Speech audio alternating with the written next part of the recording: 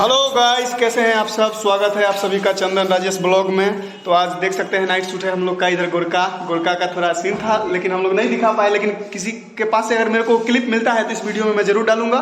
और इसका जो दूसरा रूप भयानक सेक्सी वो दिखाएंगे। तो कुछ बोलिए।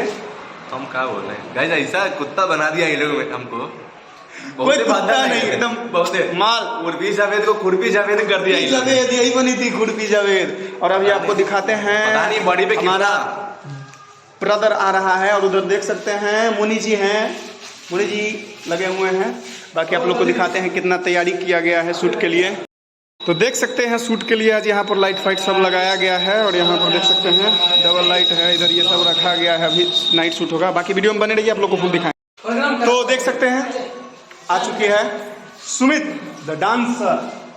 तो आज इसी का पर्दाफाश डांस होगा। हमार है, अमर है, अमर है, अमर है, अमर है, अमर है। मार देंगे, मार देंगे, अमर है। देख लिए कई बार लगा पक्का आ गया है हमारे। लगा